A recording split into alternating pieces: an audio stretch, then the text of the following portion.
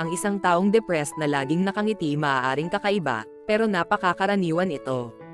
At madalas bakit ang depresyon ay mahirap ma-detect sa ilang individual. Ang termino ng sariling depression, nakangiti kahit malungkot, naglalarawan sa isang individual na mukhang masaya, social at high functioning habang tahimik sila naghihirap sa loob. Kahit hindi ito isang medical diagnostic term, nagpapaliwanag ito sa karanasan ng mga tao na nakangiti sa halip na ipakita ang kanilang depresyon. Ang ibang tao na may depresyon maaaring makaramdam ng kahinaan kung nagpapakita sila ng anumang mga sintomas nila at sa halip pilitin ang sarili na maging masaya at energetic, kahit ito ay masakit.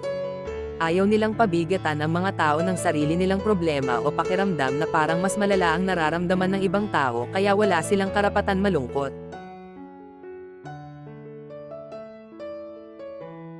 Habang nakangiti sila, at parang ang saya-saya, maaaring iniisip nila na maging mas mabuti ang mundo kung wala sila. Kaya naman mag-check-in sa mga mahalaga para sa iyo at i-remind sila na nandyan ka para sa kanila.